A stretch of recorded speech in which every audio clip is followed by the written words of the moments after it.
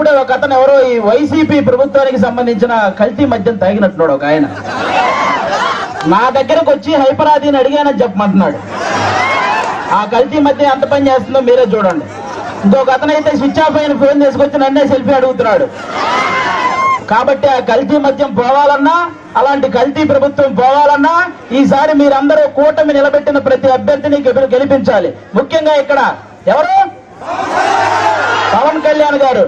First time నాకు పిఠాపురంలో నేను ఎందుకు పుట్టలేదా అని బాధగా ఉంది నాకు. నిజంగా పిఠాపురంలో పుట్టుంటే బాగుండేది, డైరెక్ట్ గా పవన్ కళ్యాణ్ గారికి ఓటేసి అదృష్టం ఉండేది కదా అని బాధపడుతున్నాను నిజంగా నేను. కాబట్టి ఇవన్నీ మీరు గమనించి ఈసారి పవన్ కళ్యాణ్ గారిని భారీ మెజారిటీతో గెలిపించాలి. దానికోసం ఇక్కడ కృషి చేస్తున్న మన వర్మ గారికి, అలాగే బీజేపీకి సంబంధించిన కృష్ణరాజు గారికి, ఇద్దరికి కూడా చాలా పెద్ద థ్యాంక్ యూ. అందరూ వాళ్ళిద్దరికి ఒకసారి గట్టిగా క్లాప్స్ కొట్టాలి మీరంతా. వాళ్ళిద్దరి సపోర్ట్ లేకపోతే ఇక్కడ ఇంత జరగదు. అలాగే ఈ వైసీపీ ప్రభుత్వం మిమ్మల్ని ఏం చెప్పి ఓటు అడుగుతుంది? మీ ఇంట్లో మంచి జరిగితే ఓటేయమంటున్నారు, అవునా? అసలు వాళ్ళ ఇంట్లో మంచి జరగలేదని ఇద్దరు చెల్లెలు రోడ్డు మీద తిరుగుతున్నారు, అవునా కాదా? మరి వాళ్ళ ఇంట్లోనే మంచి జరగనప్పుడు మీ ఇంట్లో మంచి ఎలా చేస్తారు అది ఒకటి మీరు గమనించాలి, అవునా? ఇంకోటి ఏమంటున్నారు? మేము పొద్దున బటన్ నొక్కితే ఆడవాళ్ళ అకౌంట్ లో 10,000 రూపాయలు పడుతున్నాయి అంటారు, అవునా?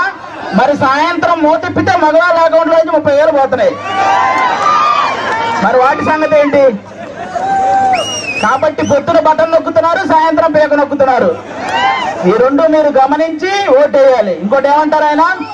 ఫ్యాన్ ఇంట్లో ఉండాలి, సైకిల్ బయట ఉండాలి, గ్లాసు సింక్ లో ఉండాలి అన్నారు, అవునా? కానీ ఫ్యాన్ ఎంతలో ఉండాలి? 4లోనో 5లోనో ఉండాలి, అవునా కాదా? మీరే తెలియక లాస్ట్ టైం 151లో పెట్టారు, అందుకే కరెంటు బిల్లులు ఎక్కువైనాయి. కాబట్టి ఆ 151లో ఉన్న ఫ్యాన్ రెగ్యులేటర్ తగ్గించి మీరంతా 4లోనో 5లోనో పెట్టాలి ఈసారి. అప్పుడే మనందరం హ్యాపీగా ఉంటాం, అవునా కాదా? ఇంకోటి ఏమంటారు ఆయన?